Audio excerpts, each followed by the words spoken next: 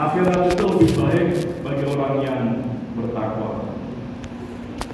Jadi dalam ayat ini disebutkan adanya kewajiban berperang pada waktu yang diperlukan, yaitu ketika agama Allah mendapatkan ancaman atau penindasan, maka umat Islam tentunya wajib untuk mengangkat senjata untuk menghadapi ancaman-ancaman tersebut.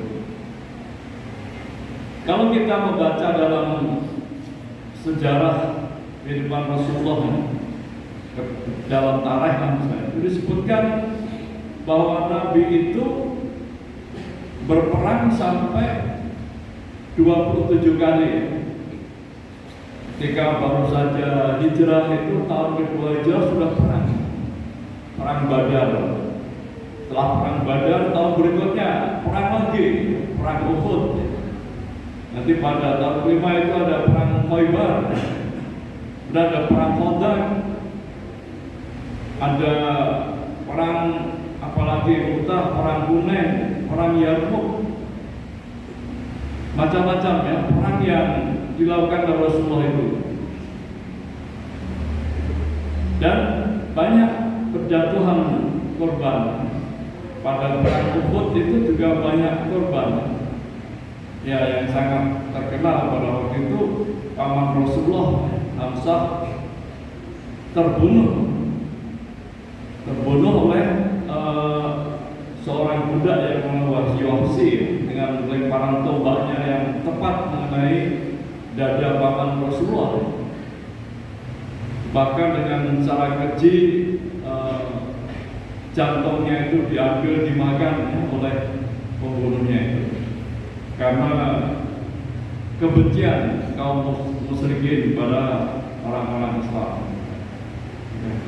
Jadi dalam agama kita Islam, kita juga mendapatkan pelajaran-pelajaran, tuntunan-tuntunan bagaimana umat Islam itu adalah memiliki keberanian untuk berperang jika suatu saat umat Islam itu tertindas atau terancam. Meskipun ada sebagian dari umat Islam saat itu mungkin yang disebut orang munafik yang takut ya. Dikatakan dalam ayat tersebut ya sawan nas kakhosyatillah, mereka takut pada manusia seperti takutnya kepada Allah. Yang mereka menawar untuk tidak berperang. Nah, bagi orang-orang yang sungguh-sungguh beriman, maka apa yang diperintahkan Rasulullah, Allah dan Rasulnya itu akan disambut dengan penuh semangat. Dan mereka orang-orang yang sudah kuat imannya, tidak ada perasaan takut ya, semuanya itu berasal dari Allah dan akan kembali kepada Allah. Sebagaimana disebutkan di dalam ayat berikutnya, ainama takunu yudrikumul maut walau kuntum fi burujin musayyadah. Di mana saja kamu berada ya, kematian itu akan menjumpai kamu meskipun kamu bersembunyi di balik benteng yang kokoh. Jadi kalau sudah berbicara tentang mati, sebab ya mereka yang maju berperang itu pasti akan menghadapi ya resiko kematian. Dan Allah menguatkan di dalam ayat berikutnya ini bahwa mati itu pasti akan menjumpai kamu entah kapan ya. Dan bahkan meskipun kamu bersembunyi di balik benteng yang kokoh. Ya seperti misalnya orang-orang Zionis Israel sekarang ini membuat bunker-bunker ya, perlindungan di bawah tanah. Begitu pula pihak pemimpin-pemimpin di Iran juga demikian. Tapi kalau tiba ajalnya ya, ketetapan dari Allah ya meskipun bersembunyi di balik perlindungan benteng yang kokoh, yang namanya mati akan menemui juga. Jamaah Jumat yang kami hormati, dari peristiwa ini memberikan pelajaran pada kita sekalian, hendaklah kita umat Islam itu adalah senantiasa bersiap sedia jika suatu saat ada panggilan jihad, terpaksa misalnya dengan harus berperang demi untuk mempertahankan kehormatan agama. Tentunya kita harus melaksanakan dengan sepenuh hati. Dari apa yang terjadi pada akhir-akhir ini kalau kita melihat di berita-berita mass media, memberikan pelajaran pada kita apa yang harus dipersiapkan kalau suatu saat kita ingin menghadapi peperangan itu. Yang pertama adalah kita ini membekali diri dengan ilmu pengetahuan dan teknologi tentunya. Ya, umat Islam harus punya kemampuan yang semacam itu.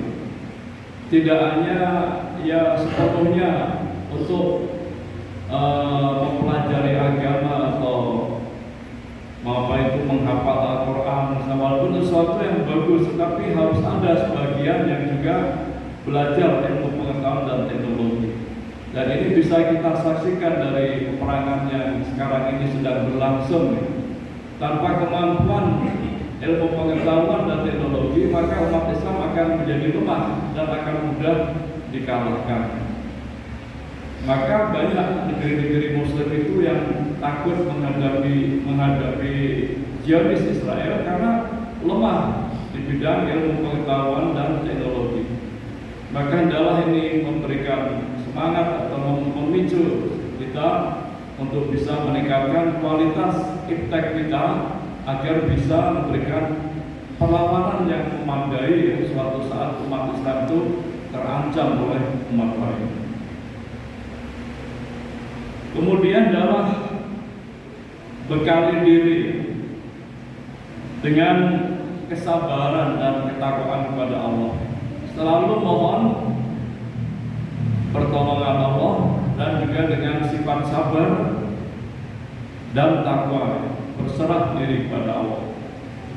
Wa in tasbiru wa tattaqu wa inna dzalika min azmil umur.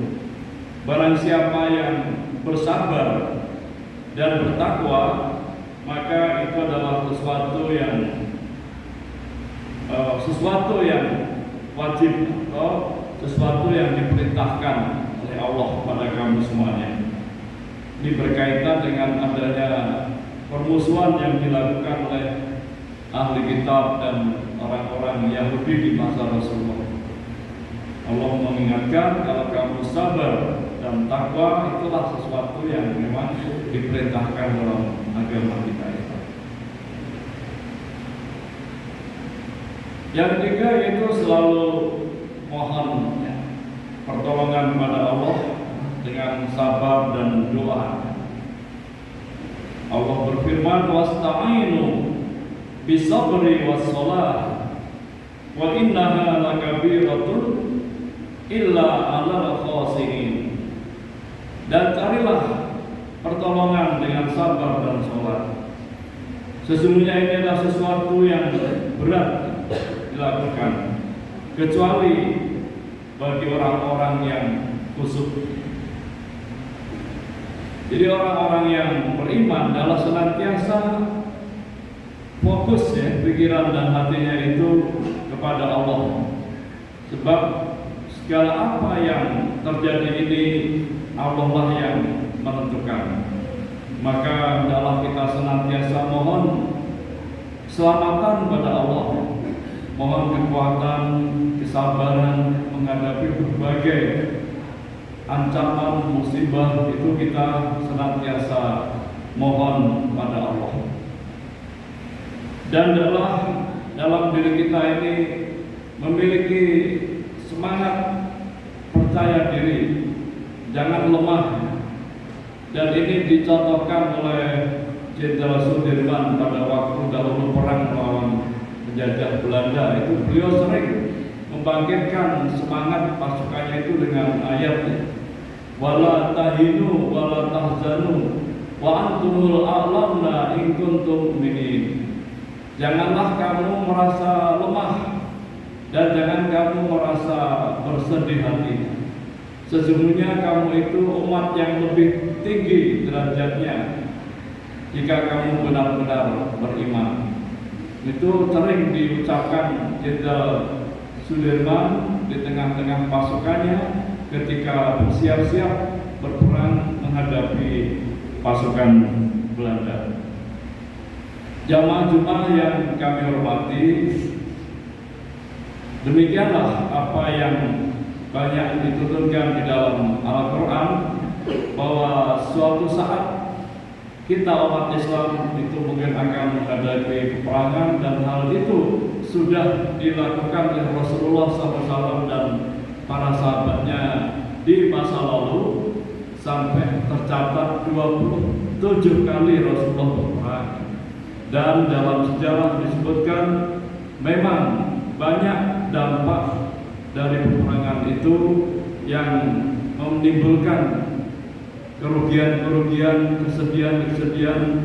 Namun kalau tujuan itu mulia dan kita ikhlas karena Allah, maka akan berakhir dengan baik. Dan insya Allah kalau kita diniati berjuang itu karena Allah, maka Allah akan meridhoi. Salah satu contoh, ada sahabat Rasulullah di masa perang Uhud bertanya kepada Rasulullah, "Ya Rasulullah, kalau saya mati di medan perang ini, lantas saya di mana?" Nabi menjawab, "Di surga." Maka sahabat itu kemudian menerjang musuh dengan pedangnya dan melempar korma-korma yang ada di tangannya, dan dia terbunuh dalam peperangan itu. Itu menunjukkan, memberikan gambaran betapa kalau keimanan sudah ada di dalam dada, maka kematian itu akan dihadapi dengan tidak ada perasaan.